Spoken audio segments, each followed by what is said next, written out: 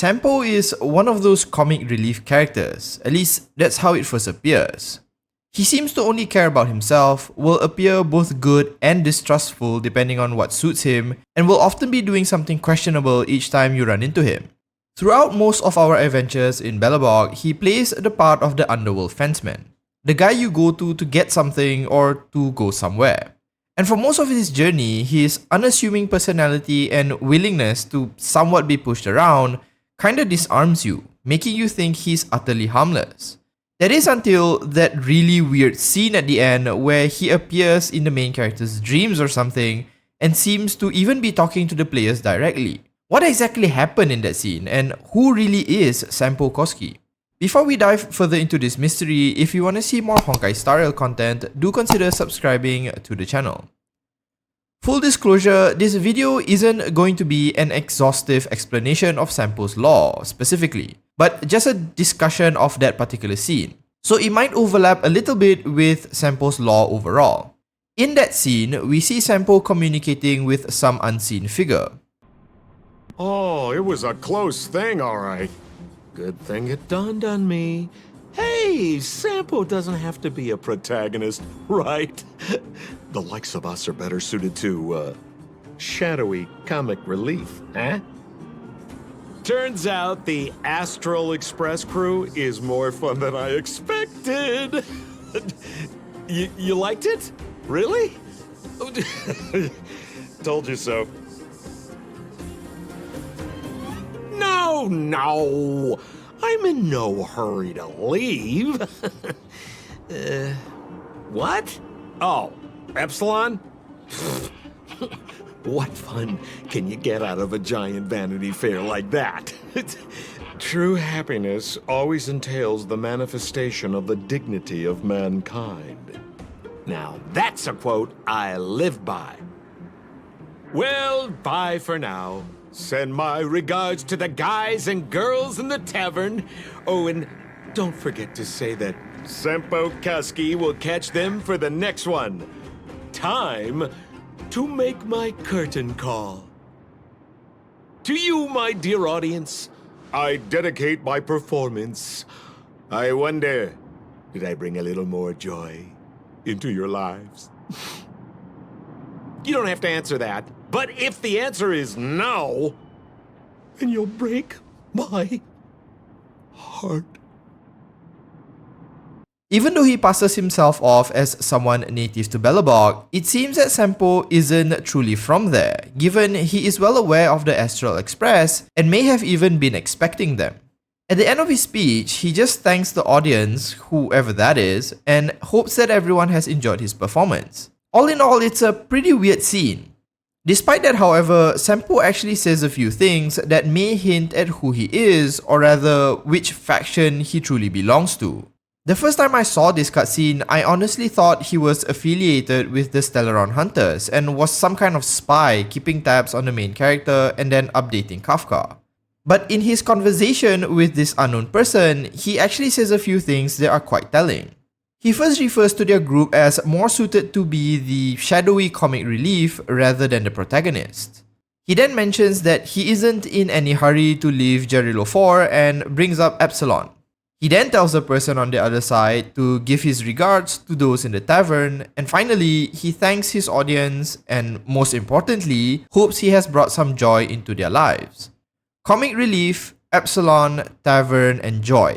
All these things point to one thing: the intergalactic group known as the Masked Fools.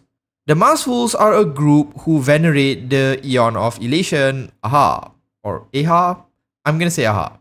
I'll talk about the Aeon a little bit later, but the main goal of this group is really to just uphold the values of Elation.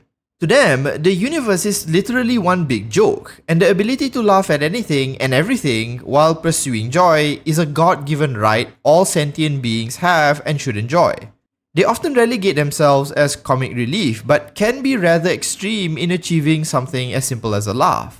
Epsilon is a location where the pop star Ast Rickley is said to be from, and he mentions that despite the aloof nature of the Aeon of Elation, even the Masked Fools sings its praises. He mentions that the members of this group venerate the Aeon as it's said that Aha will never give you up it'll never let you down, nor will it abandon you.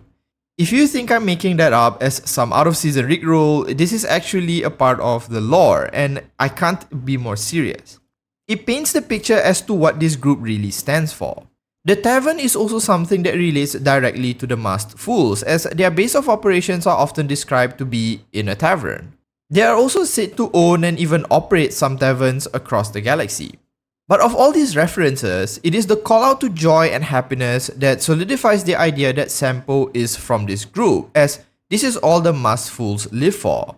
They only care about laughter and joy and think of nothing else. And in order to understand this further, we have to talk about the Aeon of Elation, The Aeon of Elation is weird to say the least. Of all the eons and all the paths that exist in the universe, this particular one stands out as somewhat of an outlier. The path of elation is concerned with only one thing: finding and spreading joy. This can be interpreted in any number of infinite ways, from doing something that makes you laugh to creating chaos throughout the galaxy because you felt like it. Those who follow this path are prone to swinging from one extreme to the other, making them extremely dangerous and unpredictable. On the surface, the path of elation seems to be a simplistic ideal, but don't let that fool you into thinking that its eon is exactly that. Aha is literally the embodiment of unpredictability and often would act purely on a whim. On one occasion, it had given its entire knowledge base and the power of its path to a worm, just to see if the worm could join the genius society. Just to frame this a little better, it gave knowledge amounting to almost godlike levels of information to a worm whose brain could barely comprehend speech. At first, this may actually appear to be funny on the surface, almost like Sheogorath creating its shenanigans, for those of you who are familiar with the Elder Scrolls series. But as soon as the laughter dies out, the Aeon just took all of these blessings away, causing the worm to die abruptly and rather tragically. Such are the whims of the Aeon of Elation. Once the joke has been told and the punchline delivered, the resulting chaos or destroyed lives mean very little to it. Another instance of Aha's rather dangerous and intelligent nature could be seen during the Simulated Universe project, where it was the first program Aeon to realize it was in a simulation.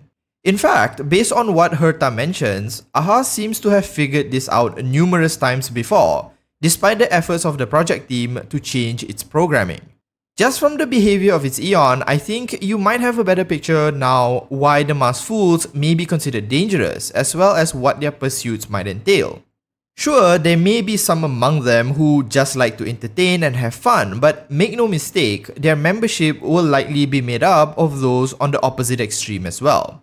So based on this understanding of the path of elation, I'm sure you can see how Sampo is likely a member of the masked fools given his actions. His behavior is similar to the Aeon that the masked fools venerate, and he seems to only be concerned with finding joy and being entertained. Now in terms of motives, we could just chalk up Sampo's involvement with the Trailblazers as a one-off thing. A simple explanation would be he was looking for some fun, and the involvement of an outside party in the deadlock politics of Belobog may have been sufficient to shake things up. But I think that there's more to this. If this faction is really as aloof as they appear, why the need for Sampo to report in? I think that in their search for fun and joy, the masked fools have found their latest catalyst, the Nameless and the Astral Express. By the end of this cutscene, the impression that I get is that at some point, we'll run into this faction again as they try to use the Nameless to create more fun situations for them. In any case, all these factors seem to imply that Sampo is at the very least affiliated with this intergalactic group and what the cutscene overall means. Whether we'll see Sampo in the future or perhaps some of its other friends will remain to be seen. I do think that groups such as these will oftentimes end up becoming a threat more than an ally. Even the Aeon itself in the simulated universe has said that it was waiting on the Astral Express for Akavili to show up just to blow it up for fun. But that's basically all I can discern from this rather weird cutscene as well as Sampo's likely affiliations.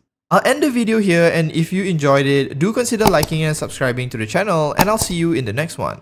As usual, have a nice day.